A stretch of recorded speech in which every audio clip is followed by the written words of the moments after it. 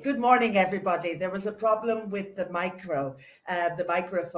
So I'm just going to repeat that. My name is Louise Connolly, and I'm the events manager at Macmillan Education Iberia. I'd like to welcome you all to this webinar on linguistic mediation. It's aimed at teachers of adults in EOIs all over Spain.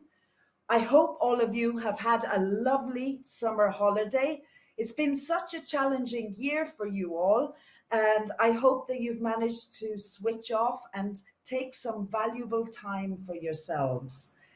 Today's webinar is aimed at linguistic mediation at teachers of adults in EOIs all over the country. So it's fantastic to have you all here today and to take this opportunity at the beginning, well, before your courses start, to look at this key subject, which is such important to teach and assess in EOIs. Before I introduce our speaker, Mónica Redondo Arias, I'd like to explain that today's webinar is basically 1 hour 45 minutes.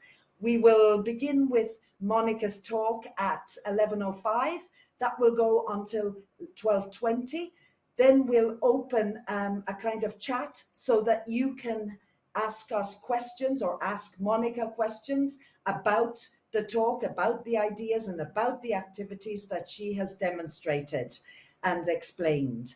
That will be until 12:30. And then at 12:30 until 12:45, Lucy, Thistlethwaite, my colleague at Macmillan Education Iberia, will give a short presentation on Macmillan English Hub. At 12:45, we'll close the event and we will launch a SurveyMonkey questionnaire. This will appear on your screen as a window, and I really would encourage you to complete this questionnaire. It's very important for us. It's very important to get your opinion. We value it, and it will help us to improve future events. There's also a question in there about whether you would like to find out more about Macmillan English Hub, the course for adults. Please do complete that question and we'll get in contact with you to give you more information on that course. Okay, one last thing. I want to mention that during Mónica's talk, you'll have the opportunity to interact with Mónica. We'll launch what we call polls, which are questions with multiple choice answers. All you have to do is choose the correct answer for you. Or have you says, which are open-ended questions. All you have to do is write a short answer or keywords. So let's begin. I would like to welcome Mónica. Mónica, welcome to this event. Thank you so much for being here with us today. It's a real pleasure to have you here. Mónica, as you'll have seen from the poster, Mónica, as you have seen from the poster earlier, has a lot of experience of teaching in EOIs. She's been teaching in EOI since 2006. She's currently teaching at the EOI in Marbella, where she's the Assistant Director of Studies. She's also responsible for implementing the digitization in her school, which is no small task, by the way. But I know from working with Mónica, she's very capable of taking on lots of different tasks. She also has, as you probably will have seen, a YouTube channel and an Instagram account where she publishes videos which are aimed at EOI teachers and students on a range of topics, including linguistic mediation. So do check those out. They are really, really good. So without further ado, Mónica, welcome. Her talk today is Teaching and Assessing Linguistic Mediation, Interlinguistic Mediation at B1, B2, and C1 levels, which are key levels for certification in EOIs. Over to you, Mónica. Thank you, Louise. Thank you very much. And first of all, thank you for having me today. I'm very, very excited. So I would like to begin my presentation by saying that, of course, if you are a teacher at any Escuela Oficial de Idiomas in Spain, you are probably more than familiar with the new skill mediation, right? Because it's been around for quite a long time now. So I thought that it would be interesting today to share with you ideas and tips and different activities to help us a little bit teach mediation in our classes, as well as assess it too. Okay, so that's what we're going to do today, right? So before we begin, as Luis mentioned, we will show activities aimed at the different levels. But before we begin, I would like to know, what levels do you teach? Okay, and this is one of the interactive questions that Luis was talking about earlier. Okay, just to find out a little bit more about you. If you can tell me, perhaps you know already what levels you're going to be teaching. If not, don't worry, maybe you can tell me the levels that you taught the previous year. Okay, just to have a view of your levels. All right? Okay, so as Monica has said, the poll has now appeared on your screen. I can see that people are answering and responses are coming in. What levels do you teach? B1, B2, C1, or other? And we've got a range here, Monica. We'll just give people a couple of seconds. Excellent. But they're all teaching everything as far as I can see. And there are a lot of people teaching B1, B2, C1, and other, which is probably A2, etc. A1, B2 to A1, B2 plus, etc. Okay, so I think we can safely say that we've got a majority, approximately 55, 56%, who are teaching B2 level, and then followed by 41% tie, right? for both. Yeah, it's a tie, B1 and C1, and other 20%. Exactly. So great, thank you, everybody. Very good. So we have a little bit of everything, so that is excellent. As I said, you're going to see activities for the different levels that were in the poll. So before we begin, I would like to throw a question to start off, a bit of a reflection question.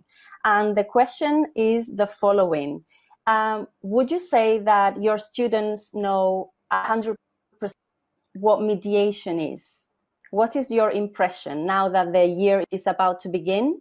Would you say that your students from probably last year understand 100% what mediation is? What are your feelings? And again, we have an interactive question to see your thoughts. Okay, so again, on your screen. So let's have a look. Do your I'm curious to know 100% what mediation is? I presume that all the teachers do, but what about the students exactly? Because it's a that's the question, right? Isn't it? And it seems like a majority know. It's over 90%. Wow. We're looking at 90. Wow. That's a lot, isn't it? That's a lot. Okay, let's leave it at that. So we've got 95% approximately that say no, and 5% that say yes. Okay, thank you, everybody. Wow. Excellent. So I guess you're in the right place, right? Let's try to find out today why that big percentage is. Why do we have 95% of students that don't really know what mediation is about? Okay. So today I would like to discuss with you and show you the main or the typical problems that we face with mediation and our students. So I would say that one of the main problems that our students face is that sometimes they don't do enough practice with mediation. And what I mean by this is that we might explain the concept to them, and we might give them a couple of tasks sometimes, and perhaps it's our fault, perhaps we are busy. The fact is sometimes our students don't get enough practice. And many times they even, go to the exam, to the final examination day, and they haven't done enough activities. So obviously the results cannot be great. So this is like, if we compare it, the fact of riding a bike. So of course, if you ride a bike, you need plenty of opportunities to get on to fall off the bike, and keep on trying. And mediation is the same, we need to give them as many opportunities as we can.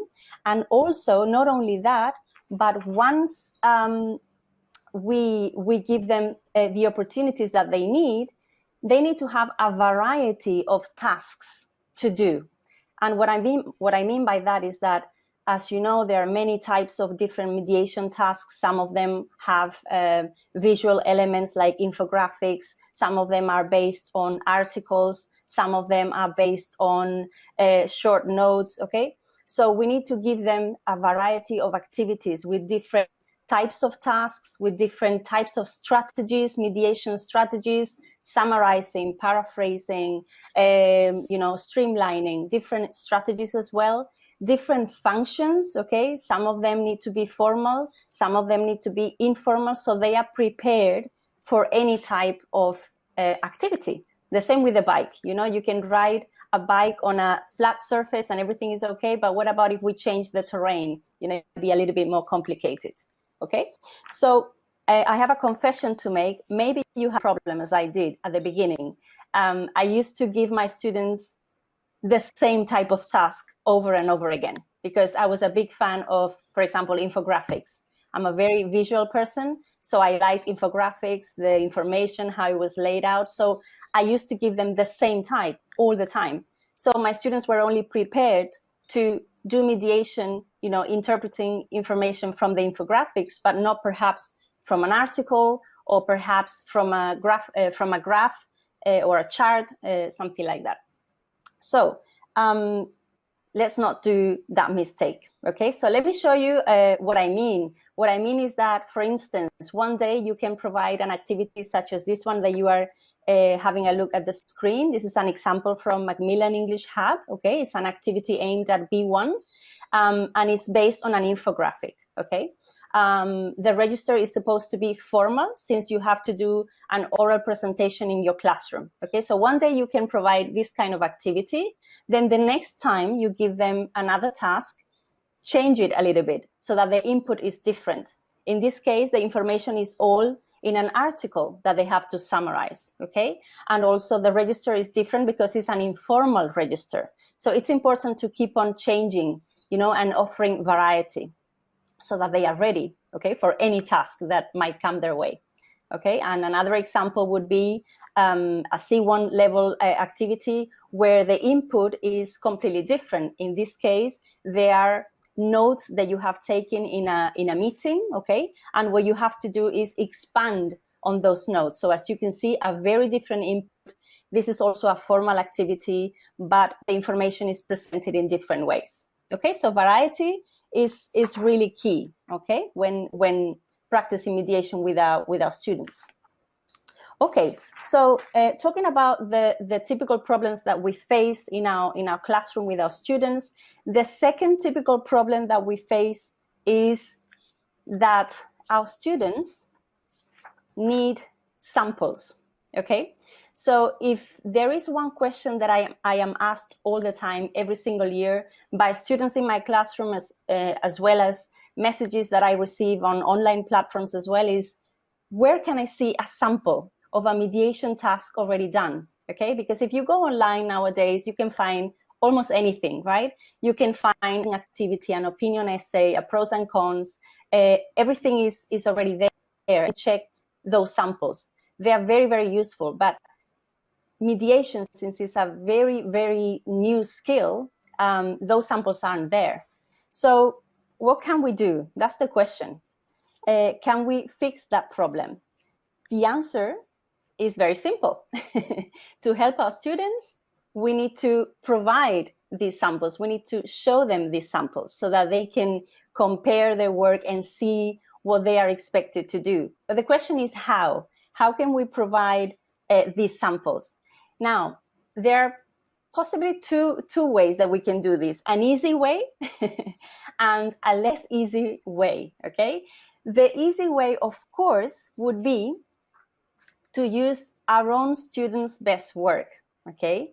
So some mediation activities that your students have done, okay, we can use those activities and use them as samples. But you might say, but Mónica, maybe those samples are not perfect, maybe they have mistakes, and it doesn't matter. I mean, the 90% of the work is already there. You would probably have to adjust something, you would have to change a few words here and there, but you can use that work. So we need to be working smart, okay, not hard sometimes. So we don't need to reinvent the wheel. We need to be practical and use our students' work, okay, as samples.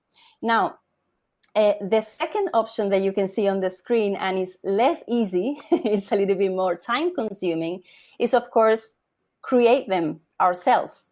Okay, so teachers, we can create the samples. And you're probably thinking, well, I have a lot on my plate. I don't have time or energy to create samples. And I'm not saying that we need to create samples for absolutely every activity that we create, okay? But for some of them, we can, all right? So maybe throughout the year, you can create, who knows, one term if you don't have a lot of time. But that's better than nothing, okay? So let's concentrate then on our students' work, right? So nowadays, as you know, unfortunately, with this health crisis and the coronavirus situation, etc., in our teaching, online platforms have become so necessary. So why don't we use these online platforms to display our students' best work? Okay, I'm going to show you now a screenshot of one of my online platforms.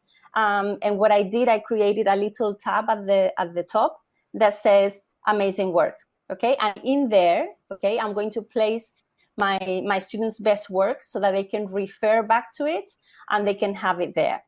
Now, there's plenty of benefits for doing that. One of the main benefits, of course, is that our students feel incredibly proud when you choose their work. Of course, wouldn't you feel proud if your teacher chose your work? Of course you would. Now, for the rest of the classmates, okay, this feels very motivating and very encouraging because they're not seeing a sample created by a teacher, but something that their classmates did.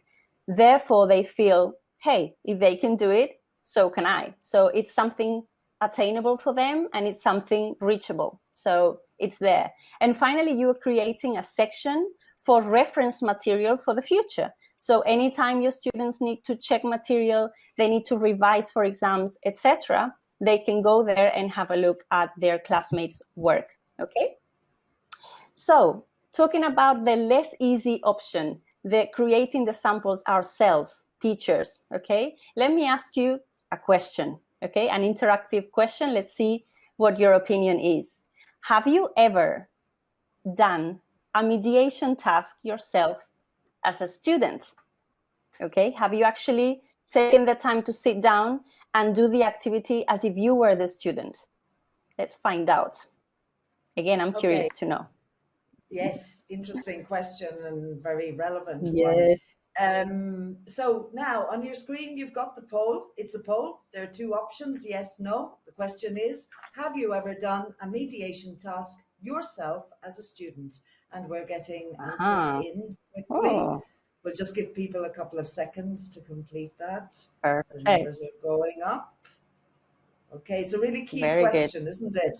Because it very much influences the way you teach as well. If you've done it yourself and have experienced it, it probably will make you more aware of the issues involved. Absolutely. No? Exactly. Okay, yeah, so that's the key. Right. Okay. Very so tight. Approximately very tight, but we've got more or less 59% saying yes, and 40. Well, now it's 57% saying yes, 43% no. Okay. Thank you, everybody. Excellent. Okay. So I need to confess something. I have, for example, in my case, I have done mediation tasks as a student, but only recently, I must confess. Okay. At the very beginning, it didn't even cross my mind. But you would be with me. I think you would agree with me on this, that when we do these samples, when we do these activities ourselves, we develop a certain empathy for our students, because sometimes, you know, we might be slightly demanding or expecting them to do or produce certain things. Perhaps the activity or the task was not properly, and maybe we were asking for too much. And this happened to me in the past. I was expecting them, oh, but this activity, you know, the structures that they're using is not enough, or maybe they needed to include more information. But when I actually sat down and tried to do it myself, that's when I realized that perhaps this activity is not, it's got too much input, too much information, and it's impossible or very difficult to transmit the relevant information in the number or in the word limit that I'm giving them.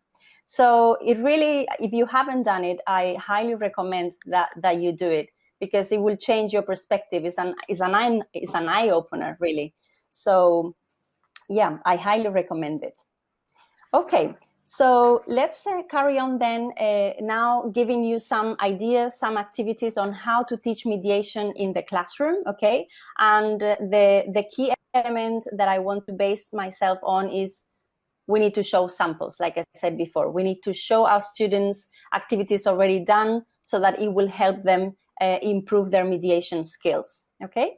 So I'm going to now explain a type of idea or a type of activity that we can do in the classroom.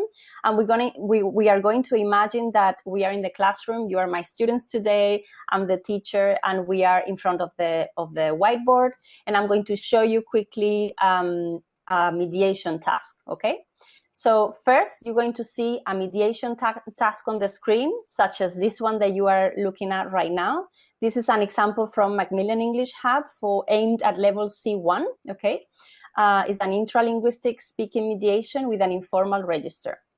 So first, we would have a look at the task, okay? We will read it out together. And if you can maybe take a few seconds to read it very quickly, now that you're there, just have a quick read so that you know what the activity is about, okay?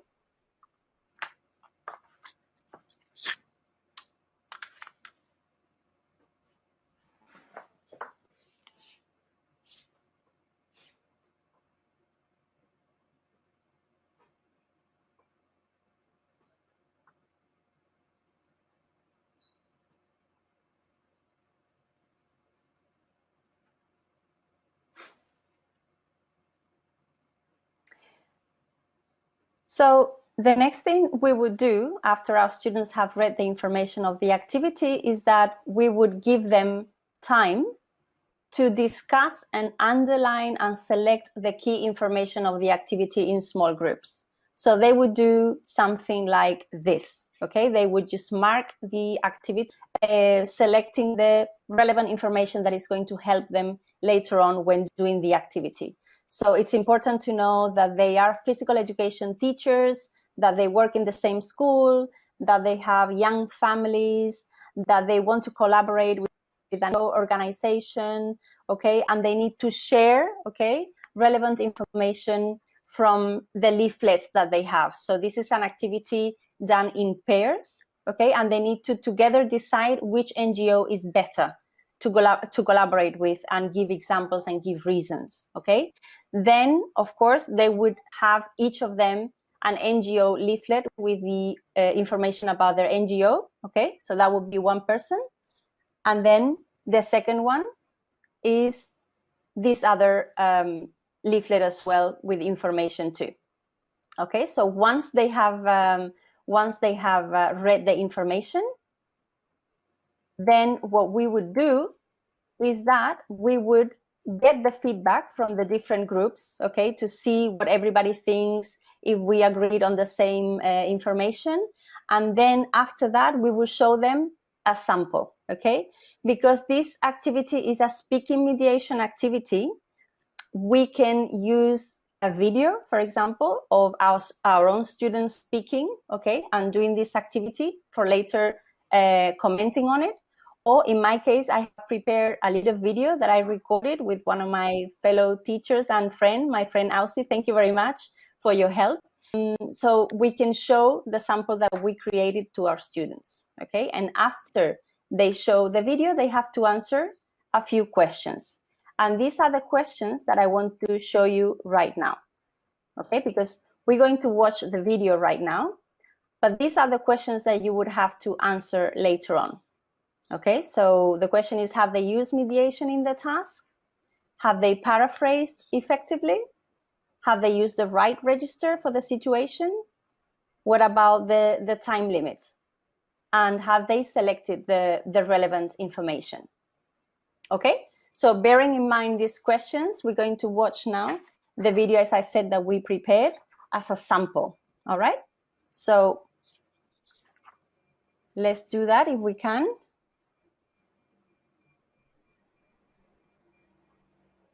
No, finally, I can't believe it. Yeah, wow, it's great. I know. Did you have a look at the leaflet for the NGOs we spoke about? Oh yes, in fact I was having a look at this one called Support a Child. All right, okay. What is it about? Well, basically they want to make children feel they are children. You know, Right. something which is completely forgotten in these countries. It is, yes. And well, they one of the main ideas is to offer free healthcare so that, you know, they don't really have to pay these astronomical bills. Oh wow, that's And in great. a more educational sense, they help teachers as well by giving them, you know, materials and training, and also, well, you know, all that jazz that teachers need. Okay, that that's sounds great. excellent. Yeah, that Yes. really resonates with our Oh, profession, indeed, right? of course. Okay, Of course. well. And I think you had a different one, did you? Yes, I did. There is one called Arms Around the World. Oh, And this NGO, basically what they do, they help children, you know, be more independent for the futures. oh, okay. Yes, so for example, they can provide financial help in order to set up a company in the future when they are a bit older. And sometimes they give courses to train them for, you know, get better jobs when they grow. Oh, that when they sounds grow up. good. That sounds good, because know. finally what they try is to get them fend for themselves. Exactly. So that's Yes. fantastic. Yes. And now the key point is, how can we help? Exactly. So Yeah. what ways does your NGO provide? Well, the traditional way, basically, I mean, you can pay like $20 per month. What I really like is that that money goes to a specific child. Oh, brilliant. So in a way you become a godparent, but you receive updates and you receive pictures of the kids, and I mean, that really touched me. Yeah, So it that's sounds sweet. good. That's Yeah, excellent. I like the idea. Okay. Right. And yours? They have this way to find a patron, and then these patrons, you know, gives us money for any organized event that we might do. And I was thinking that we could do, like, say, anything related to sport in the school, so marathons, races, any sport activity, really. Well, I So- think it's a good way to involve our community. Exactly. Yes, and really I think both things can go hand in hand, because the money we collect can go to these children. And can you imagine our students receiving the updates and pictures of the kids? That's Oh. very touching. I think we should go for it. Yeah. We should go for both, actually. Yeah, really. Okay, so, well, we can think about it because we still have time. Exactly. But yes. I would Let's say give it I'm some in thought. already. Yeah, me too. Yeah, let's so do it. until then. Okay. Okay. So after this special moment, seeing myself on the screen, basically this is what you would do. You can show, as I said, a sample done by one of your students, maybe one done by you. It happens to be the case that this situation or this activity was to be done in pairs. That's why I needed my colleagues' help, but perhaps it can be just for one person. So after watching the video, that's when you discuss with your students the questions, okay? So in small groups, give them time to discuss and think about the possible answers, okay?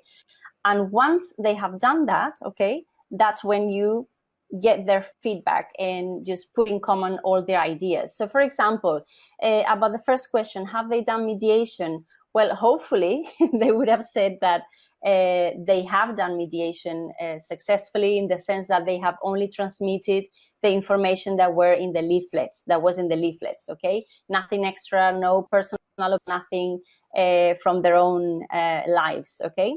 Have they used paraphrasing effectively? Well, perhaps your students can give you examples of ways that they have done this paraphrasing correctly. So for example, instead of saying or mentioning the word bank loan, they can say financial help. Or instead of talking about sponsors for these NGOs, they can mention the word patron, for instance, okay? What about the register? Since they were workmates, okay, the register was supposed to be informal. So again, your students can give you examples of this informal language. So idioms, all that, okay, done deal, expressions of that sort. What about the time limit? Well, they will be able to see the duration of the video. This one was about 3 minutes, so it was within the time limits. And what about the relevant information? Well, in this case, We didn't transmit information about extra details such as statistics or where these NGOs were, what countries they were. We didn't mention other options, so we just simply try to communicate the most significant parts of the leaflets. Okay, so this is something that you could work with your students and do something similar to these kind of questions and having a look at the samples. Of course, this is a speaking mediation, but it can be done exactly the same with a writing mediation. Okay, they can read the text instead of watching the video, and they can discuss and debate the same questions or the questions that you consider best. Okay. Now, another type of activity that you can work with them is the following. Let me show you. This is another activity aimed at level B1 from Macmillan English Hub. And in this case, it's a writing mediation activity. So if you quickly have a read at the activity, you will see that this is an email that you received from your friend, from your Japanese friend, okay? And he's a little bit depressed because he's been traveling around Europe and now he's back at work and back at home, and he's feeling a little bit anxious and a little bit depressed, okay? So you would read the information of the task with your students, and again, you would ask them to highlight the most important information that they need. For example, you need to help your friend to improve his mood. You need to send him an email greeting him, telling him not to worry, okay? Choosing 4 tips of the following infographic I'm going to show you right now, and you need to give him some advice, basically in 100 words, okay? So this would be the infographic that you need to consider, okay? So there's a few tips about making time for happiness, how to cheer your friend up, okay? So what you can do in this case, you can take, again, you can take one of your students' activity already done and show it as a sample, or you can create the sample yourself. That is completely up to you. But we can show something like this. You have it on the right, okay? The email that you would send to your friend. And I have highlighted, for time reasons, of course, I have highlighted some information in that email that might be a little bit problematic. Because if you look at the leaflet, I know that it's a little bit small, but if you look at the top right tip, the category called do some exercise, okay? You have do some exercise, and the first tip is to go for a run, okay? And if you take a look at the email, you have, okay, I did some exercise and every morning I went for a run. So my question to you is, or maybe Louise, you can tell me, what do you think the problem is with that choice of words? Did some exercise, I went for a run. Well, what do you think? It's repeating in the same way, no? The information. Exactly. So there's no paraphrasing. Exactly. There's no expressing in other ways. Okay. Correctly. Exactly. And that's one of the main problems that we encounter with our students at mediation, that they tend to copy the exact words. So we need to teach them to go from this to this. So for example, instead of saying, I did some exercise, they need to learn how to say, okay, maybe I can say I moved my body. Okay, it's not exactly the same, but something similar. Or I know it's very, very similar as well. I went for a run, but maybe just put it a little bit different. I went running. Okay, or instead of saying I cycled to work, which was exactly the same in the infographic, they can say I went to the office by bike. Okay, so this is something that we need to teach them. And of course, I would say, especially in lower levels such as B1, the temptation is very, very high, no? Because it's like they don't know, or they don't have the resources sometimes to use synonyms, so they tend to copy exactly the same words, okay? Sometimes, and this is one of the main problems, sometimes they do it because they think it's okay to do it, because they, like we were discussing before, they still don't understand 100% what mediation is about, or sometimes they do it because they lack the resources, okay, of this rephrasing and this synonym skill.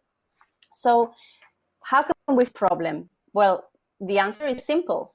What we need to do is work with them paraphrasing in class. But the question is, how can we how can we develop this skill in our classrooms? So that's why I want to ask you the next question. And this is have your say, like Luis explained earlier, which is an open-ended question. And the question would be, what activities do you use to work on paraphrasing and synonyms in your classroom? What type of activities do you do? Let's find out. Okay. Yes, let's find out. So that's on your screen now. The open-ended question, what activities do you use to work on paraphrasing? And you can write short answers. It could be keywords. It might be, I don't know, matching. It could be using an application, etc. I see that some answers are coming in. We've got, oh, great, fantastic. Taboo. Excellent. Information gaps. Yes. Working on use of English exercises. Taboo is getting us some thumbs up as well. Again, more people. Yes. Any rephrasing practice. Broken telephones, matching up synonyms. What else? Rephrasing. Quizlet flashcards. Yes. Exactly. Reading comprehension from the book, which is time saving. Absolutely. Yes. Using the I would say, Mónica, using a lot of the resources that you already have. Your course book has a lot of resources. There's lots of texts in there, so we can recycle them, can't we? Okay, and that's more or less it. I'm just checking to see if there's any other one that I haven't mentioned. Oh, bamboozle and cards. Bamboozle as well. Lovely. Fantastic. Excellent ideas. Very good. Running dictation. Thank you, everybody. That's wonderful. It's great to share all of these ideas here. Thank you. Yes, I'm taking notes, you know. Yeah, me too. This is excellent. Yeah, excellent ideas. Thank you very much. One thing Mónica, Esther says, I give them extracts of articles and ask them to highlight words that they don't know and use a thesaurus dictionary to expand their vocabulary. So there's intensive work on that there. Thank you, Esther. Okay, fantastic. Beautiful. Thank you, everybody. Excellent. Love it. Yes, fantastic. As you can see, we have, tons of ideas, tons of ways to work paraphrasing. The key is to actually work paraphrasing in the classroom, because sometimes we tend to forget or we assume that our students are ready, but it's a skill that we need to develop. And I totally agree with what you were mentioning before, Luis, that our course book is a gem, and we tend to forget that inside our course book we can reuse, recycle materials and different. So of course, all those ideas that we're referring to the course book, they're excellent as well. So today I would like to show you other activities a little bit different. Let's begin with the first idea. The first idea is actually an activity that is, it can be found in Instagram, okay? This in particular is an account. It's called Facts Weird, okay? And it's aimed at intralinguistic mediation. And what it is basically an account that posts little stories, okay? Very, very short, right? With some interesting, bizarre, and weird facts that will make you laugh for sure. Okay, so what I like to do, well, let's, for example, read the first one on the left so you can have an idea. It says, a 42-year-old man from Rajasthan, India, sleeps 300 days a year due to hypersomnia. While people are usually advised to sleep for 6 to 8 hours a day, he sleeps for 25 days at a stretch and was diagnosed with the condition 23 years ago. So his family members have to bathe him while he's asleep. So as you can see, it's something a little bit weird, a little bit unusual. So what I like to do at the end of my class, when my students are feeling a little bit tired, I give each student a card with a different story, okay? And later they will sit down in small groups, and placing the card down, not looking at the information, they will have to retell the story, trying trying to use their own words or trying to rephrase the little story, okay? And it's definitely an amazing activity in the sense that they are working on mediation, they are kind of relaxing at the end of the session, and at the same time they're having fun, they are laughing because it's, as I said, very unusual stories, okay? So you can check this account. They have thousands of stories that you can have a look at. By the way, this idea was taken or recommended by a colleague in Instagram. Her name is Teaching Teacup. Her name is Sarah, so thank you very much for letting me know about this account. There is another one that will help you work on interlinguistic mediation, which is exactly the same concept, okay? It's called Dato Sorprendente, but in this case, yeah, it's Spanish into English. So you can do exactly the same thing. And I highly recommend this activity. It's lots of fun. Okay, so let's take a look at more ideas and more activities that we can do in our classroom. The next idea, it's again, to work on paraphrasing, but at the same time, we are killing two birds with one stone in the sense that we are working on paraphrasing, mediation, as well as working with the register, informal and formal, okay? So this is an example taken from the book Successful Writing by Virginia Evans, and this could be a fragment from any mediation activity, okay? So you would show your students this fragment, okay? And you would ask them, okay, if they think this fragment is formal or informal, okay? If they say that is formal, which is the case, because you have certain phrases there that sound a little bit formal, depending on the level that you are teaching, okay, you could ask them different things. So for example, if you are teaching level B1, you could provide options of synonyms or ways to rephrase the same ideas, but in a more informal way. So for example, Luis, I'm gonna ask for your help. So it says, okay. Dear Bob, how are you? I apologize for the fact that blah, blah, blah, blah, blah, okay?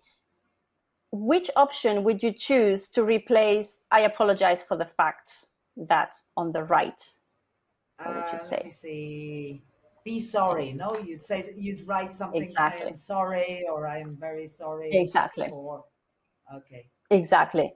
And if you say I haven't written for a considerable time, if you're speaking to your best friend, you're not going to say that. You're going to say I haven't written. What would you say? Ages. For ages. For ages. Exactly. Exactly. Exactly. So instead of extremely busy, you would say really busy. Really busy. That's it. That's it. And so on. So communicate with you briefly. Drop you a line, for example. And I would like to inform you. I would like to let you know. Okay, so you give them the options and they just have to find the match, okay? Now, if you're teaching higher levels, something that you can do, for example, for B2 or C is exactly the same activity, but you just remove the option. You ask them, okay, what do you think would be a nice equivalent that is informal? And let them do the work, and later put together in common all the ideas. Okay, so I like this activity in the sense that you are working mediation, but also you are taking care of the register, which is, I must say, one of the most problematic areas in mediation I have found, especially this year. You know, that many times our students are not used to bringing down or switching down the register, okay? Another idea, another activity that you can use in your classrooms is called message trail, okay? And basically what it is, your students will sit in pairs and they will have a slip of paper with a sentence, okay? That sentence will include structures, vocabulary that you have previously worked in your classroom. And what they have to do, they need to one word from that sentence, replace it with a synonym, okay? So let me show you an example. So if your piece of paper says, I rarely have enough time to clean my room, okay, you can choose, for example, the word rarely, cross it out, and write on top a synonym. So, for example, you can say, I hardly ever have enough time to clean my room. Once you have done that, you pass the slip of paper to your classmate on your left, okay? And it carries on until everybody has chosen a word to change. So, for example, instead of room, you can say bedroom. Instead of hardly ever, you can say only on rare occasions. Instead of clean, you can say tidy up. Okay, so it's a very engaging activity, quite fun as well, because everybody has to choose a word and do the transformation. Okay, right. Now, let's move on now to speaking mediation. And one of the main problems that we have, or that our students have when doing speaking mediations is that they tell us that they run out of time. I don't know if you've had this problem before, but many times they say, I didn't have enough time to, to transfer all the information that I needed to do. So the solution obviously is simple, I guess. And the solution is that we need to work on fluency in the classroom. And this is something that we tend to forget, I think. I kind of assume that my students, are expected to have a level of fluency according to their level, but sometimes it's important to practice that in the classroom to help them boost that fluency, okay? So how can we do that? That's why I have another question for you. So I would like to know, what activities do you use to develop fluency in the classroom? What do you do to help them speak a little bit faster? Let's take a look. Okay, so again, the question is on your screen. The question is, what activities do you use to develop fluency in class? And we'll give you a couple of seconds to write in your answers. Keywords or short answers. What activities do you use to develop fluency in class? And Mónica, both in terms of, yes, speed, but also kind of, I suppose it's kind of having the language to hand, isn't it? When you practice. Exactly. Because we know that exposure is key to passive learning, but when you want to produce, you've got to have that practice on a regular basis, don't you? Okay, we've got some answers coming in. 60-second timer on a given topic. Read aloud. Good. The talk for a minute game. Talk for a minute about a topic without hesitating, stopping, etc. Time limits. Hot seat. They have to define the words so that their team member guesses before the other team members. Describing photos, using songs and practicing at home. Giving them a card with a topic. They have to speak for 1 minute. Teaching chunks. Name 3 things. Game. Wow. Loads of answers. Loads of ideas. Loads. Narrate Wow. picture stories. Work on chunks. Wow. People have fantastic ideas here. One more. Lovely. Describing speed dates. I like that. Pair work. Speed dating. About personal experiences. So wonderful ideas, lots of ideas. It's great that we're sharing these, because I think the wonderful thing about this event is that we're all teachers and we're all in the situation and we're sharing, and that's so key. Thank you. Lovely. Again, I'm taking notes again. I mean, This is fantastic. And I really enjoyed some of those ideas, especially speed dating. That is a great activity to do. So much fun. So, so let me show you some of my ideas. Hopefully they're a little bit different. The first activity that we can do is, some of you suggested it. So of course, taking your students and sitting them in pairs, okay? And they have to actually read a dialogue, okay? That dialogue can be taken from your own course book, like we were before. Recycle your material, and they need to read the dialogue in pairs, and we would have to time, okay? They would have to time themselves to see how long they take reading that dialogue. And later we would switch, okay? They would change partners and they would try to do it again, but this time they would have to try to beat the clock. They would try to do it in a shorter time with a new partner, and so on and so forth. We can keep on changing partners until, we can see that it's enough. So it's a good way to keep up the pace, to help them with fluency. Okay, so another thing, well, obviously, as I said, use your course book and take any listening transcript that you might think it could work, okay, that is in pairs, that it has more or less the same amount of text for both people, and use that kind of material, of course. And of course, another type of activity that you can use to develop fluency is work with video. and of course work with my dear Mr. Bean. There's nothing more British than Mr. Bean. Mr. Bean is great because his videos, as you know, they don't have sound. So it works really well when you actually play the video. Students are in pairs. One person is looking at the screen, looking at what is happening on the screen. The other person is looking away, and they have to understand what is happening. So it's interesting because one of the students has to retell what is happening. It's a good idea to pick videos where there is a lot of action involved, okay, so that they have to keep on changing vocabulary and using different structures, etc. And their fluency is key, because if they are a little bit too slow, then the action would have moved on and then they would have been a little bit behind. So pick any videos with lots of action. Mr. Bean is great in the sense that it doesn't have sound, but I will give you other alternatives. Go to YouTube. It's a fantastic resource, bank of resources, of course, for this kind of videos. Here are some options that I have used, okay? And I would say that it's nice to pick videos that are a little bit entertaining and also a little bit shocking or unusual, so that it makes it even more fun, okay? The activity itself. Okay, so there you go. And now we have been speaking for a bit now about ways to teach mediation in the classroom, etc. Now we're going to move on to the next section, which is assessing mediation, okay? So before we dive in deeper, I would like to, again, ask you a question. And the question is, when we have to assess mediation, what tools do you normally use to evaluate your students' work, your students' activities?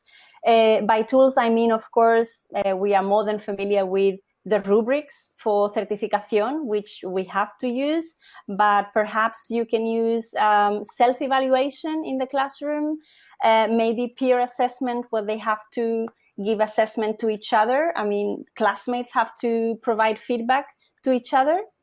Perhaps you use exit tickets. It would be interesting to know, what do you use to evaluate mediation? So let's have a look. Okay, so yes, let's have a look. The question is, what tools do you use to evaluate students' mediation tasks? Just put keywords. And we're getting a lot of answers with rubrics. Seems like a lot of people are using, yes, okay. A lot of people are. Rubric, and one person says rubric plus checklist. Oh, but hang on. There is one person saying that they use peer assessment with the checklist. And the rest are rubrics at the moment. Yeah. So mainly rubrics. All right. Okay. So, I mean, okay, it makes sense. Of course, we have to. Yeah, thank you. It makes sense because obviously if you're teaching certification, B1, B2, C1, we need to use these rubrics, of course, for summative assessment. But let me show you a few ideas or a few tools that might be of interest. Let's begin first with the first tool. But before we explain what is it about, I would like to highlight the fact that when we give assessment, when we assess our students' work, we should do it from different sources, okay? The traditional method or the traditional view is assessment should only come from the teacher, okay?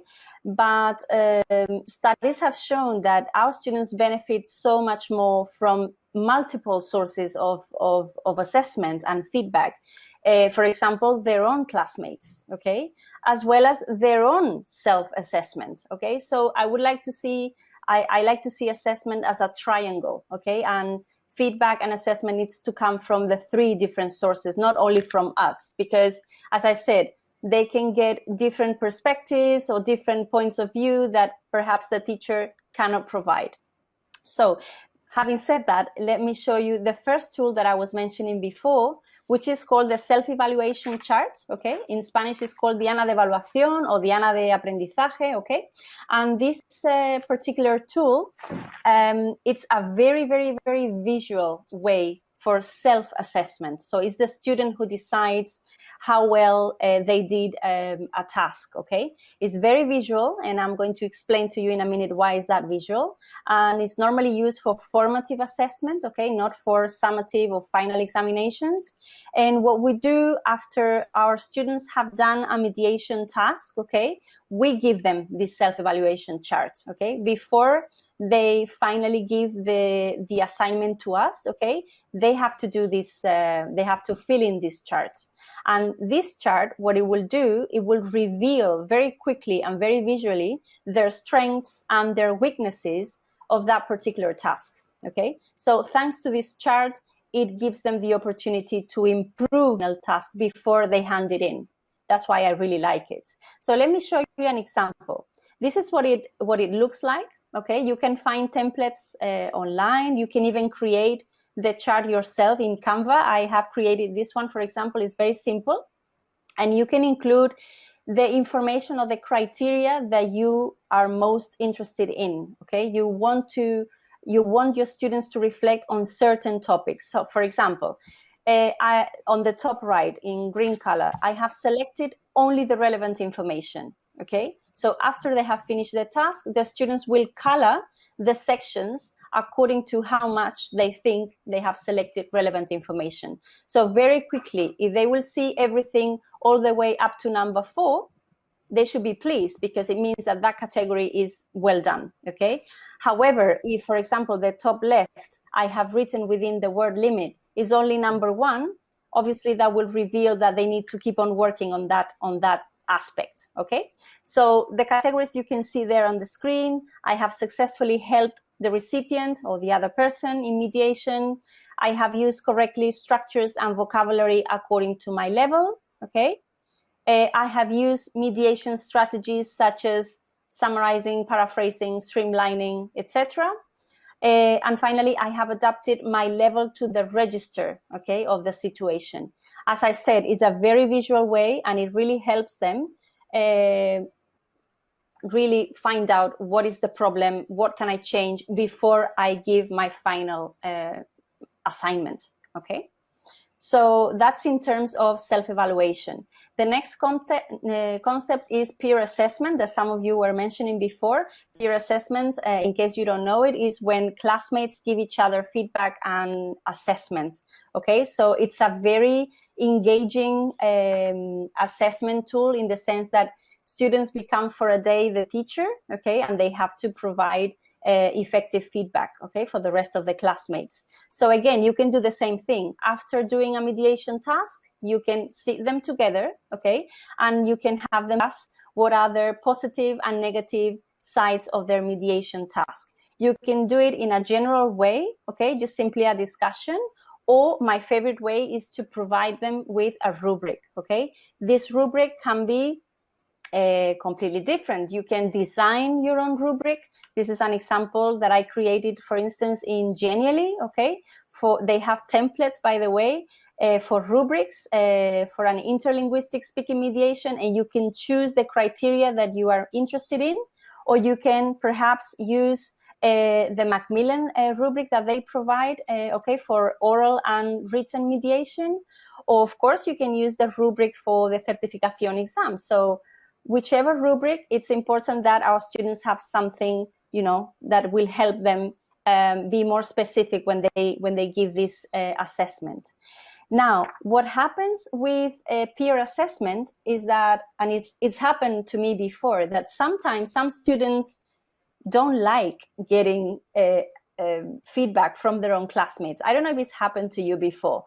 Some of them, they might even take it personal because they think, hey, you're not the teacher, or sometimes they consider that their level of English is a little bit higher than their classmates, okay? So it presents some problems. So I would really give you some, I would really like to give you some tips. First of all, you need to explain the benefits of getting feedback from different sources, like we were speaking before. You need to also start slowly. Don't do it everything in one day, every day peer assessment, but do it gradually, of course. You need to train your students on how to provide this feedback. We will see that in a minute.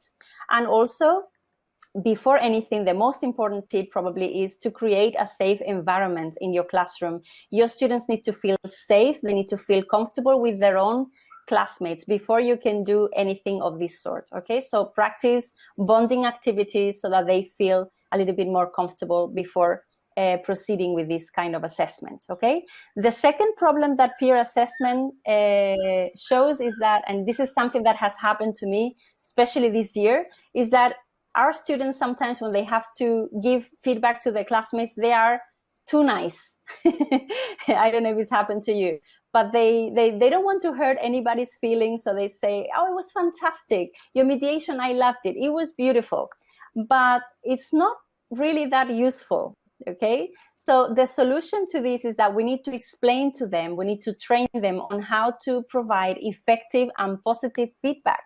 And that's why we need to speak to them about the ladder of feedback, okay? And the ladder of feedback contains certain elements that every feedback comment needs to include, okay? First of all, you need to clarify with your classmate if there is something that is not well understood. If there's something that is not clear, you need to clarify with them to understand better.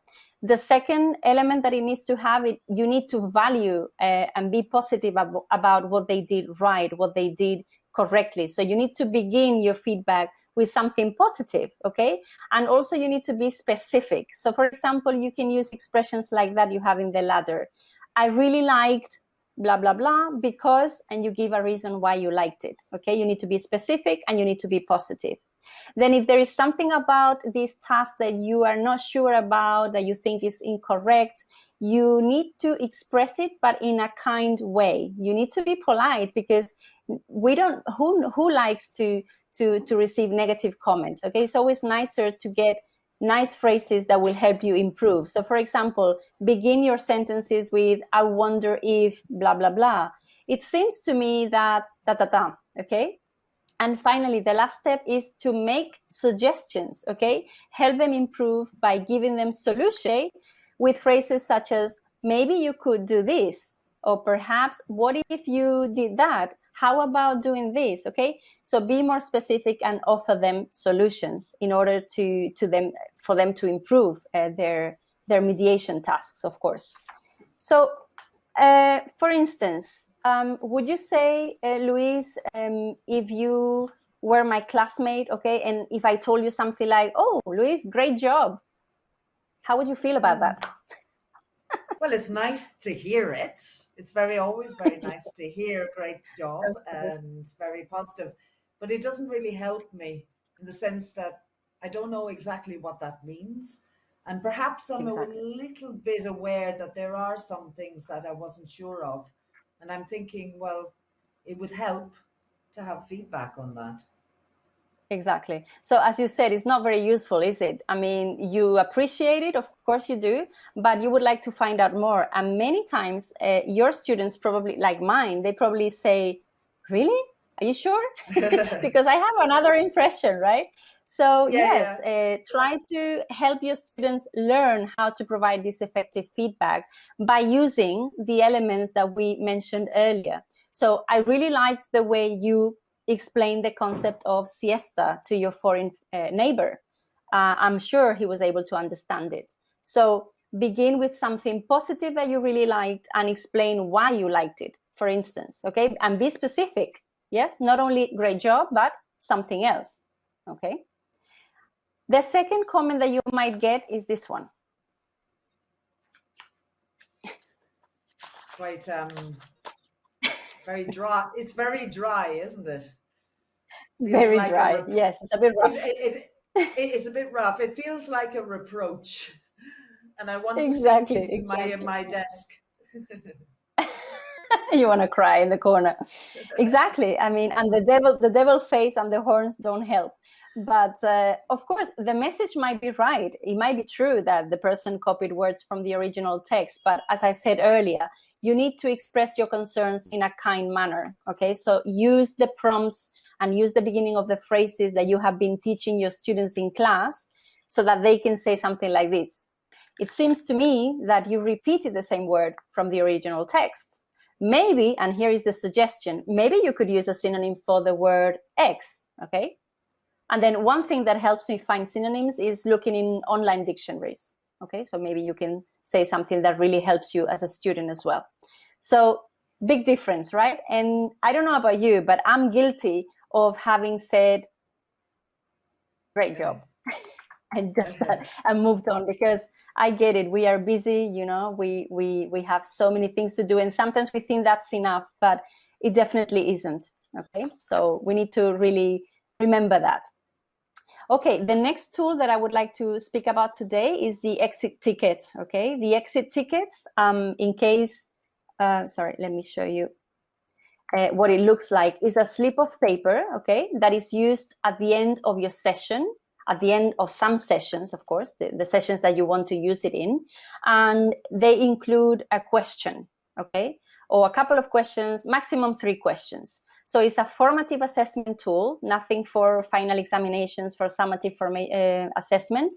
And basically, it's one of my favorites in the sense that it's a very quick way for teachers to find out if our students are really understanding the concept that we have been explaining in the classroom, okay? And at the same time, it really helps our students reflect on how well they are understanding a concept, okay? These exit tickets can be used in several sessions, not only in one, so as many times as you need, but it's really, really, really, really useful, okay? So you can include questions such as, describe what mediation is. Imagine that is your first time explaining mediation in the classroom. At the end of that session, you ask them, okay, can you describe what mediation is in 1 sentence? Okay, perhaps you want to find out, okay, 2 things you should always do in a mediation task. And maybe 2 things you should never do in a mediation task. Again, this is something that you have explained previously, so you want to make sure that your students really understand the idea. And here are some sample answers that you might get from them. Okay, so if you read, mediation is the act of helping someone with some information that they don't fully understand, you would probably be happy with that answer and say, okay, this person has really understood the concept of mediation. I can relax for now. Okay, 2 things you should always do. For example, I should only communicate the relevant information. Very important. Or I should adapt my language to the level of the person. Very important as well. And some things I should never do. I should never give my personal opinion in a mediation task unless they ask me to. Or I should never translate word for word in interlinguistic mediation tasks. So once you read these answers, it's very easy for you to find out if your students are on the right track, or if you need to revise and change some things in the next session. Okay, very, very useful tool. And finally, your favorite tool. The majority of you answered, of course, the rubrics for certificación. Of course, this is something we need to use, of course, for our summative assessment, although we can use them as well as formative assessment tool, as a formative assessment tool. This is an example of a rubric from Andalusia, of course, but depending on the area, the rubric will change, of course. And basically, well, this rubric is very objective to the other tools that we have been discussing today, in the sense that you have specific criteria and some grades to assign to your students. And a good recommendation, I would say, is that whichever mediation task you give to your students, always give them the tool of assessment beforehand, okay? Because many times the problem is that our students don't know how they're going to be assessed, okay? They just simply do the task without knowing what criteria we are going to follow. So they need to know in advance that we're going to use this specific rubric or this tool in particular. This is the categories, this is the grades, etc. It really helps them, you know, focus themselves and do the task better. So yeah, like I said, we don't spend enough time in our classrooms explaining the rubric, or even telling them this is the rubric we are going to use and we need to fix that, okay? So spending some classroom time explaining the rubric, showing them the rubric, explaining what each category means, and attaching the rubric, of course, to the task assigned. And speaking about assessment and speaking about rubrics, you know that with rubrics you get a final grade, a number, okay? Students might get a 7.2, or they might get a 4.5. But many times what happens is that that grade is received on its own. So my question to you, the next interactive question for you to let me know, do you provide feedback when giving students their grades? Okay, not of course maybe for certification exams, but throughout the year, do you also provide feedback, spoken feedback or written feedback, but something apart from the grade or the rubric already completed? Let's find out. Oh, yes, let's find out. That's a poll. It's on your screen now. The question is, do you provide feedback when giving students their grades? And the answers are two options, yes or no. So we'll give you a couple of seconds to tick the option that's relevant for you. So you're talking, Monica, about qualitative feedback.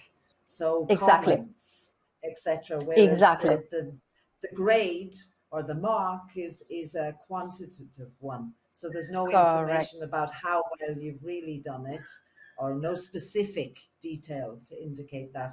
And we're seeing 100% say yes. Yay! So that's really I'm so happy. Well done. Wow. The audience Yes, today is thank brilliant. you. Wow. Yes, Lovely these are ideas and keen, lovely responses. committed teachers. Fantastic. Yes, they are. Excellent, excellent. So I'm happy to know. And the reason why I was asking you this question is because many students, when they see the grade and just the grade, like Louise was mentioning before, they don't know what to do to improve. You know, you might see, okay, I got a 4.7, but what do I need to do in order to get a better grade or in order to improve my mediation skills? So they receive no directions. So that's why feedback is a must when giving assessment, when assessing, and when providing feedback. And in order for feedback to be effective, we go back to the concept that we discussed earlier. Feedback needs to be prompt. Okay, it's very important that we provide this feedback quickly. Okay, right after the task. This I'm guilty of. I must confess that I take my time giving them the feedback because it's so time consuming, and I'm sure, please tell me now that I'm not alone in this, but it needs to be prompt, because if not, the effect fades away. You know, students kind of forget, and the impact is not the same. So we need to try to be quick. It needs to be encouraging, like we were speaking before earlier. It needs to be positive. It needs to be inspirational. They need to feel that they can do it. And finally, it needs to be specific. We need to say what we liked and why. So it's not you saying, great job. This is kind of the ideas that we were discussing earlier. Now, the question is, how should we provide this feedback? How should we give them the feedback? Well, you would say, well, it depends. This is, I would say, a matter of personal taste, and it would also depend on the kind of mediation task. For example, a mediation task or a speaking mediation task, okay? So let's begin with writing mediation tasks, okay? We could, of course, provide feedback also writing a comment, okay, in the same document that the student is sending us, all right? Let's use the same document and write them some comments, okay, that will help them understand better the grade and get directions on how to improve, okay? So for example, say that your student sends you a document in a Word document or in Google Docs or things like that. And let's say that this is the task that they are sending you, okay? This is another task from Macmillan English Hub aimed at B1+, okay? And it's a writing mediation task. So basically what it is, you have to send an email to your friend summarizing the most important information about Amancio Ortega, okay? And your student has sent you a Google document, okay? And as you know, in Google Docs, you can actually select or highlight the parts that you want to make comments on. So when students click on those highlighted words or highlighted parts, a window will pop up with your little comment, okay? So they can read your feedback there. So it's very convenient, it's very, very easy and very simple and very visual as well.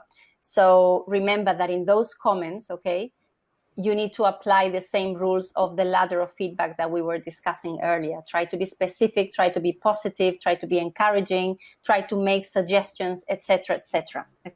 So these examples, for time reasons, will be included in the handout that Luis mentioned earlier for Macmillan, okay, so that you can read everything with time. But yes, they will be clicking on the parts and they will be reading your feedback in a written form, okay? However, my favorite way of providing feedback is not writing. I'm a terrible writer, I have to admit. I would rather speak directly to my students. And for me, even if it's a written mediation task they have sent me, I prefer recording my own voice. I think it's closer, it's warmer, and I express myself better. But as I said before, it's a matter of personal taste, okay? So if you don't know it, there is a fantastic free website called Vocaroo. If you go there, it allows you to record your voice and it will give you a link, okay? And you can copy and paste that link into the Google document or the Word documents so that your students can listen to you, okay? So for me, it's so much faster and so much nicer, really. Sometimes when we read comments in written form, we might misinterpret the intonation, the intention. Okay, so I am a big fan of speaking instead of writing, but it's up to you, of course. However, if the mediation task is a speaking mediation task where your students had to speak, maybe send you a video or send you a voice message, there is one particular video platform that I really recommend for speaking mediation activities, which is called Flipgrid. And again, Flipgrid is another free website that allows your students to record or film videos, okay? And inside the same platform, you can actually record yourself giving feedback to your students. So all under the same roof. It's so convenient, it's so easy. They don't have to register, nothing like that. And again, you are providing spoken feedback to them, which sometimes it's a little bit more clear, because especially if it's speaking mediation and if they mispronounce a word, in written feedback is quite difficult to explain, you know, what's the right pronunciation of a word. It's much better to actually pronounce it yourself. So that's why I really recommend Flipgrid. It's also very beneficial for our students in the sense that they can see everybody's videos, okay? They can see their classmates' videos. If they give you permission, of course, there is a privacy setting that you can adjust in case they're a little bit more hesitant, okay? But it works really wonderfully. I really recommend it. Okay, and finally, I would like to give a bonus tip when providing feedback and when assessing our students' work, which is to use color coding, okay? It's so important, again, going back to the same concept of positive feedback. Let's use the colors to highlight what is great about our students' work. It's motivating and it really helps them to stay on the right track. Okay, so forget about the red marker, you know, just concentrating on the mistakes. Also try to highlight the great stuff, okay? Because we keep on encouraging to carry on doing the right things. So for example, this is a task that was taken this year from certification exam for B2 in Andalusia. And basically this task was about reading 3 reviews of a Michelin star restaurant, okay? And what they had to do, they had to send a message to their friend summarizing what these people thought about the restaurant, okay? So if your student sends you a task like this, okay, you can use the colors, okay? And basically at the bottom of the page, you can include what each color means so that they understand better, okay, this means great vocabulary, this means great grammar, functions, connectors, and also I have included the, I have included also the underline section is for the information that was mediated as well. So use the colors so that it will help, because it will help your students understand so much better your feedback, okay? So thank you very much. Thank you so much for your attention. I would like to present you now one final interactive question, which is basically a summary of everything we have done. And it's a poll, and basically for you to let me know what activities did you like the most, maybe what ideas will you definitely try out in your next classes. I would really like to know. So Okay, thank you so much. Fantastic. Great. Thank you so much, Monica. Yes, the poll is Thank on you. your screen. One of the options on the screen isn't relevant. Option number 4 isn't relevant. It's option 1, 2, 3, and 5. So which of these activities, facts weird, formal versus informal, message trail, or Mr. Bean videos? And the answers are coming in fast and furious. And it seems like facts weird, the Instagram activity is coming up trumps with about 75, 70 odd percent, followed by message trail, at about 60 odd percent. And then Mr. Bean videos, as ever. Mr. Bean is always a always a favorite. classic. Always a classic. And then formal versus informal. That's great. Fantastic. Lovely. Thank you. I'm That's happy great. that you picked, the majority picked my favorite, Yes, exactly. the Instagram accounts. Yes, it's a lovely That's activity. wonderful. Okay, well, Monica, don't go away, okay? Because we, No. as you know, and as everybody knows, we've got a short question and answer slot now. Everybody Lovely. out there, you can send in questions or comments. If you have comments as well, that's more than welcome. There's a screen or a window on your screen now which will allow you to send these questions or comments. And I just want to reiterate, as Monica said, there will be a handout for this event. There will also be the recording, and we'll send a certificate of attendance to you in approximately 1 week's time, more or less. So let's see if we got any questions or comments. And we do indeed. Fantastic. Can we have access to presentation? The video, yes, absolutely. Yes, we will send the recording to you. And the handout is a summary of all the main ideas. Okay. Oh, a question, Monica. Do you need an Instagram account to access Facts Weird? Do you need an Instagram I believe account? so. Yes. I believe so. I believe you need to have one in order to have a look. Yes. Okay. Also, oh yes, somebody is asking if they could see again the rubric created with Genially. So if you go to the slide, I don't know if you can let do me that try now. to Maybe find go it. back. Yeah. We just go back If a you little give me bit. a few seconds, yeah, I'll just go back. Absolutely, no problem. Of course. Let's try to find it. It was, I think, all the way back. Yeah, no problem.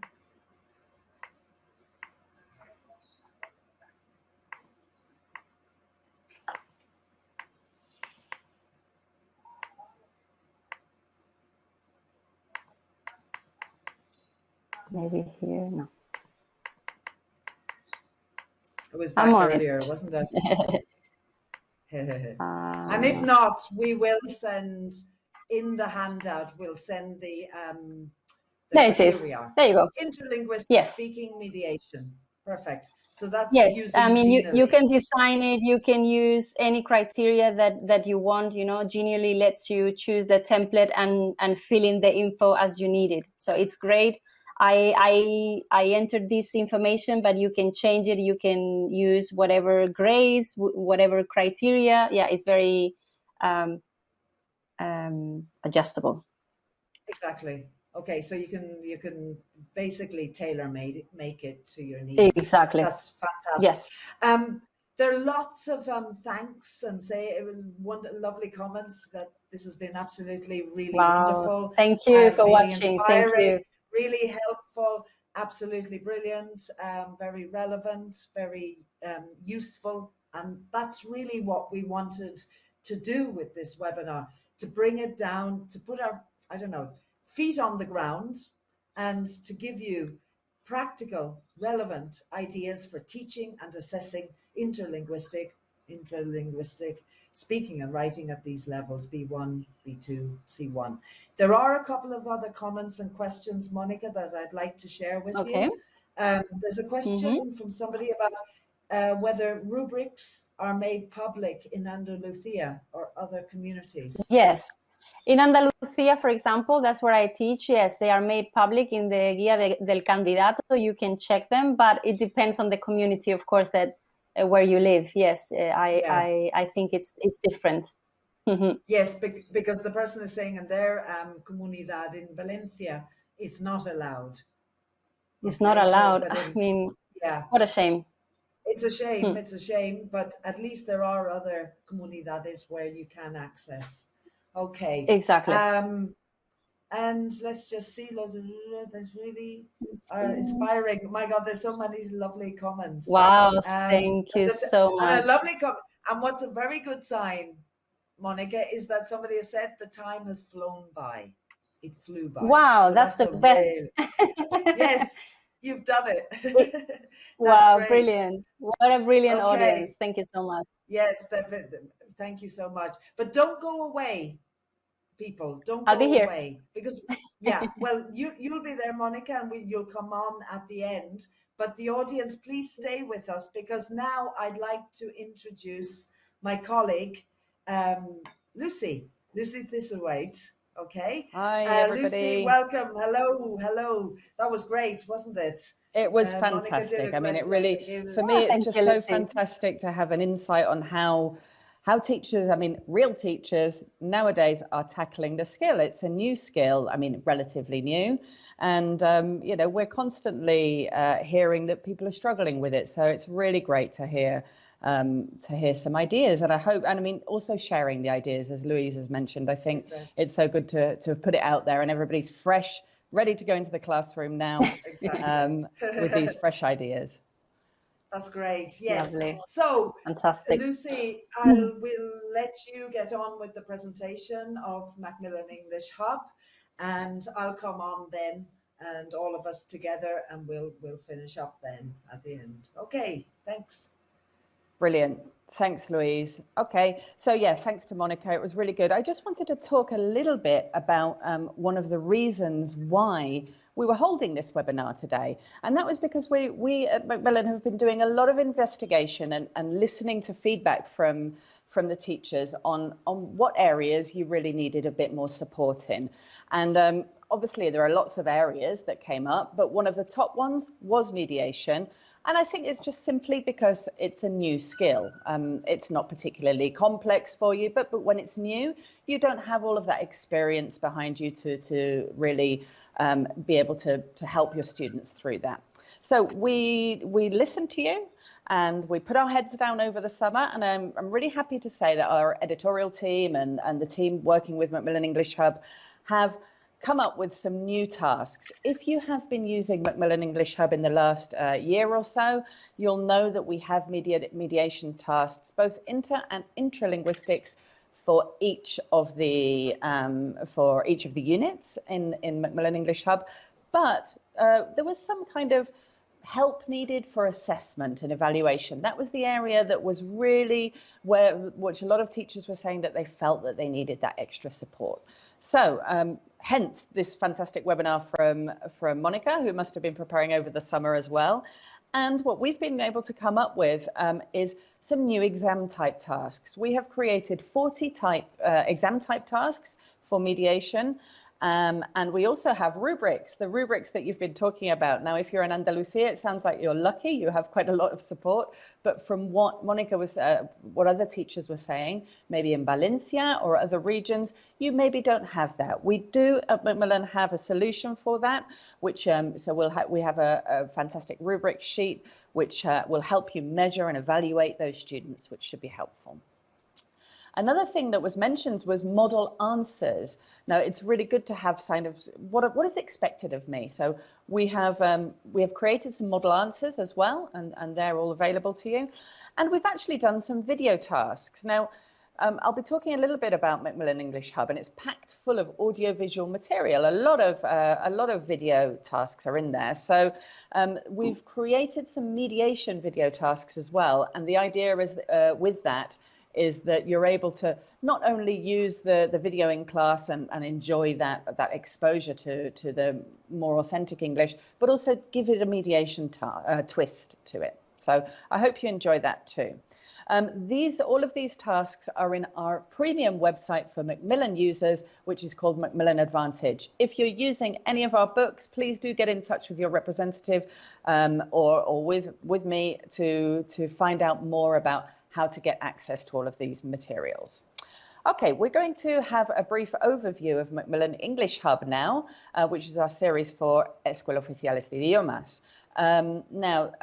Tomorrow we're actually doing an in-depth presentation of all of the digital material, and you'll be able to have a real deep dive into the series. That is at 4 o'clock, and we'll send you a link to join up to that if you want. But let me give you a brief overview to show you what's inside this series. So, sorry. I'll be talking you through, well, here's the different levels. So we have the A1 until C1. So we're covering all of the levels now in Macmillan English Hub. The new level this year is the B2.2. So we cover now, depending on the Comunidad Autónoma that you're teaching in, we're covering all of your bases. No? So here in Madrid, where I'm based, I know that they have 2 levels at the B2 level. So we're covering that. But you're also covering the 2 levels at the B1 level down here. This is a brand new level. So if you haven't got copies of that, please do get in touch with your representative to get a copy. So, just moving on to some of the key features of Macmillan English Hub. So first of all, teacher support. It's really important that you feel supported and that you have everything you need when you're starting your course. With Hub, we have created a fantastic teacher's book.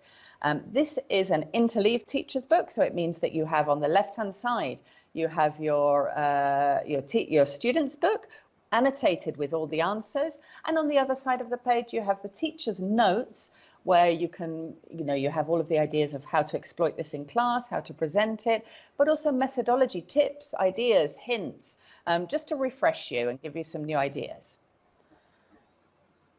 Okay, another important feature for Macmillan English Hub is the learning outcomes. It's really important that both you as a teacher, but also that your students know where they're going and know what they should be achieving within every unit. As you can see here, the clearly learning outcomes are stated at the beginning of the unit, and that really helps both teachers and students focus where they're going. And also at the end, I recommend coming back to this and using it as a kind of checklist to see whether you've really actually achieved these learning objectives. There is a ton of opportunity for speaking in Macmillan English Hub. There is real meaningful communication activities which help them develop their real world skills, productive skills. It's something that the feedback we've been getting from users already, they're really enjoying a lot of the speaking aspect of Hub. And the comprehensive video input. You're going to see 2 to 3 videos per unit, depending on which level you're teaching. And not only do we have a kind of more functional language input in the Cafe Hub, but we also have authentic videos in The Guardian. I'll be speaking a little bit more about those in a moment.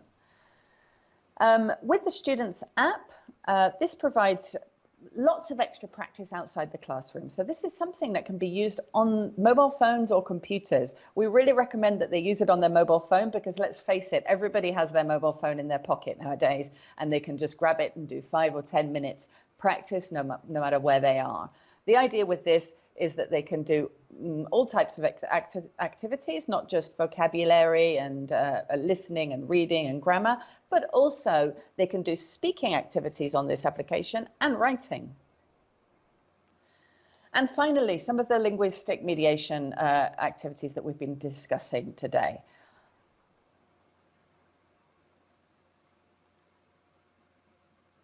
Okay, let's take a brief look inside the book. As you can see, this is a typical first page of the unit. It has a really striking magazine-style image and a little quote. There's always a quote at the bottom of there just to grab the students' attention and get them speaking, get them inspired, get them interested. As I mentioned before, the learning objectives are stated here. and some probing questions. These are just to pique the students' interest and personalize the topic. Personalization is key in Macmillan English Hub, trying to get the students to always make it more meaningful to them, the topics. Now, moving on to a reading activity here. The reading activities are always very carefully structured, and they really help develop the key sub-skills that are needed to carry out the reading properly. The topics are very original and also very up-to-date. That's one of the things that I love about the book. You'll notice that they're different to maybe other textbooks that you might be using or might have used in the past. They're very original. The students are encouraged to work out the inductive grammar rules for themselves to aid in understanding. And don't worry, there's a grammar hub at the back with the grammar tables, which they so love, and also some extra consolidation practice at the back of the book.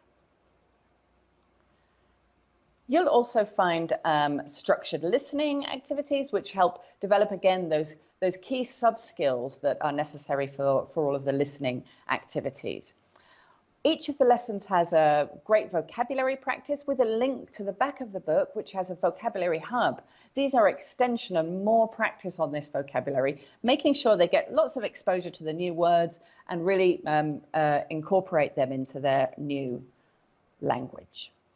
And the Speaking Hub activities, which are dotted throughout the unit, again, this is an area where we've had fantastic feedback. The teachers and students really enjoy these. They kind of bring everything together into a nice, productive activity at the end of the class. Now, here's a little bit of information about the videos that I mentioned. There are two types of videos. One is in the Cafe Hub. This is like a mini Netflix type series or a sitcom, a situational comedy, where they get to follow the same characters throughout the book. And the idea with this is they get to see functional language in use, and then at the end of the unit, they get to practice using this functional language, again, in a productive activity. And the second video that you'll find, if you're using the EOI edition, you'll find the video book is in the middle of your book. So it's you have the student's book, right at the end of the student's book, you have the video book, and then before the workbook, that is. So it's in the middle. And this video book has, one video per unit from The Guardian. So these are all authentic videos, and they're highly motivated. And from what I've heard from feedback from last year, excellent practice for your exams where the students have a lot of exposure to authentic English. Okay, so moving on, I'm going to show you a video now for students. This video is all about the application for students. It's just a minute long, and it will give you all the information you need. Each Language Hub Students book comes with a code to access the innovative Students Practice app, course audio and video. The app encourages learners to practice their English on the move using quick and flexible activities. It allows teachers to assign activities directly to students' smartphones and uses push notifications when there is work to complete.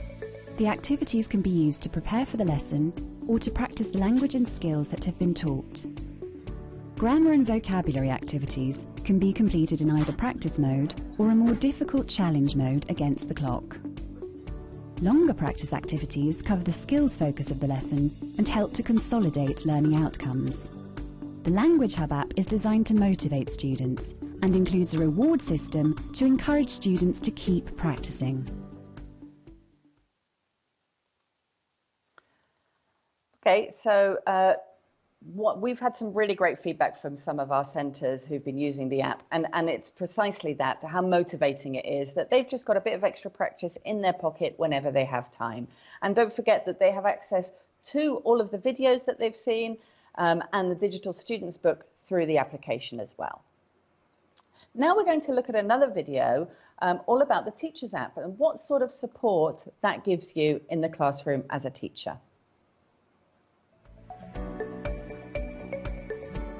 The Teachers app, which comes with the Language Hub Teachers book, provides everything a teacher needs for their course in one place. This includes access to the course audio and video and the test generator. It enables teachers to deliver truly engaging lessons. Content is provided in the Tap and Teach presentation kit, which includes interactive activities and whiteboard tools to make classroom presentation easy. The app also enables teachers to send messages and push homework to students' smartphones, alerting the class when they have activities to complete. Activities can be assigned to individual students or to the whole class. This enables teachers to personalise the amount and type of practice students do every week and to track their progress. Students can practice the grammar or vocabulary before lessons, allowing more time in class for face-to-face communication. The teacher can also assign the activities as homework to consolidate learning outcomes. Great. So as you can see, the Teachers app is very complete as well, with your presentation kit, your resources, but also one thing that wasn't mentioned is the EOI test generator. Okay, we have a test generator for the book, but also specifically for you in Escuelas Oficiales, we have an EOI test generator which helps you with EOI type exams. The homework manager is there as an option. Some teachers love this, to be able to send homework directly to their students, but it's not an essential tool if you prefer not to do that. And then obviously the access to the videos. Okay, and Macmillan, obviously the ways in which we teach and learn have really changed over the last few years, and especially in the last year and a half or so. So with Macmillan 360 degrees, the Macmillan English Hub offer that we have with this is to give you everything you need for this changing scenario. So if you and your students prefer the more traditional print option, they have the book with the app inside it. But if students prefer to buy a license, a digital license, they also have that option as well with the app as well. So it's really a complete blended offer and a really great solution to all your needs. We also offer first-rate technical support at Macmillan. So if you or your students are having any issues with installing anything or any problems at all, then you just need to pick up the phone and give us a call or write our technical team an email. So there's no problems there either. So looking at some of the key components, as we mentioned before, you've got the student's book with workbook and video booklet. That's all in one. That's one book, which also includes access for the students to the Students' Resource Centre, where they'll find all of that video content and extra practice. There's the app here where they find all of the extra practice on their phones and the videos. Now for the teachers, there's the Interleave Teachers book. So if you haven't seen a copy of that and you'd like to have a look, do let us know. It's a really fantastic support for you in the classroom. And all of the things that I mentioned before, the test generators, the videos.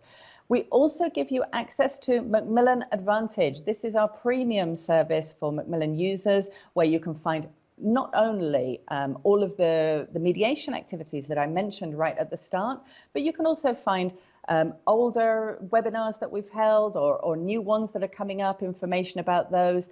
You can also find activities to do if you want to do something about a particular topic. You can search by topic. It's a really fantastic resource for you. Here you go. Here's some of the activities that you'll find in here. So all of the resources for Macmillan English Hub are up there, but you also have the educational documentation. Anything that's adapted to your different comunidad autónoma will all be here. The Resource Hub, which is a generic resource hub, not related to any textbook, and the teacher training webinars, such as this one, which will be there soon. Okay, so just to finish up now, please, if you don't have contact with your Macmillan representative, you can let us know in the chat now, and we'll get in touch with you. But please do speak to a member of your Macmillan team, or let us know, and we'll be happy to contact you. You can also visit our webpage where we have samples for Macmillan English Hub there. So that's the end of the presentation. I don't know whether Louise, you're around. Yes, I'm here. I'm back, okay, back in the seat. Right. There was one question actually, Lucy, that came up earlier in the question and answer with Mónica. It's just, but I think you've answered it already, but just to reiterate, the mediation activities for Macmillan English Hub, a couple of people have asked about those.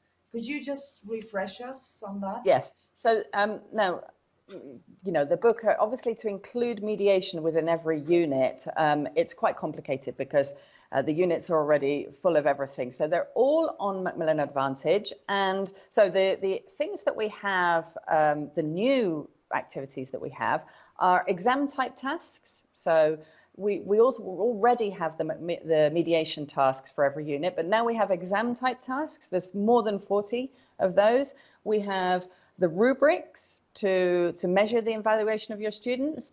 We have model answers, and we have 16 new video tasks. So that's what we have that's new this year. If you were using Hub last year, you won't have seen any of these, and I do encourage you to get in touch with your representative to be able to know where to find these. That's great. Yeah, because Mónica also mentioned in her talk, you know, the Macmillan English Hub rubric, apart from the other ones, the self-created, etc., using Genially, or using the Comunidad Autonomas rubric, not just as a summative one, but also as a formative assessment one. They're all there. And, you know, Mónica also talked about model sample answers or samples, and so I think it's all kind of connected up really well, actually. Fantastic. Thank you. Thank you, Lucy, for that presentation. Very, very useful, very relevant.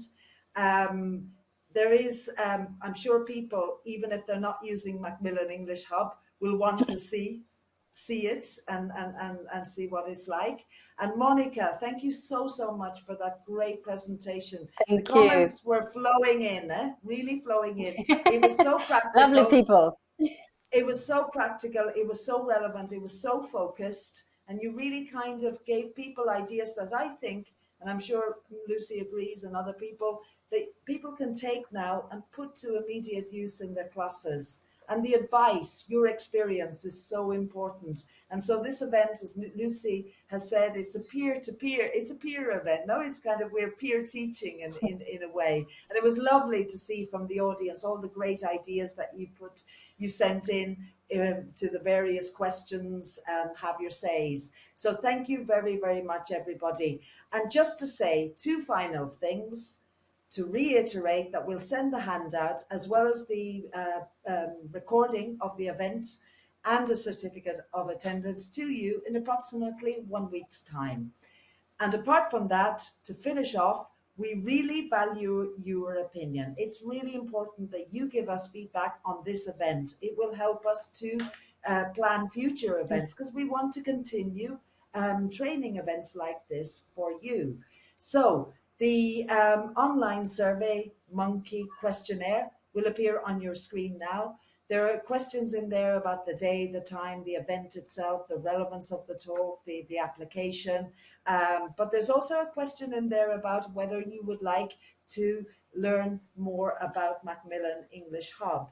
Please do answer that question and we'll get in touch with you. There's a question also about whether you would like to collaborate with Macmillan in different ways, such as replying to emails, reading materials, participating in a focus group or a discussion group, replying to emails from our marketing team, etc., etc. Please do complete that information and we really want to hear from you. It will help us to improve our events. So everybody, all that remains to say is thank you and to wish everybody the best year possible, 2021, 2022.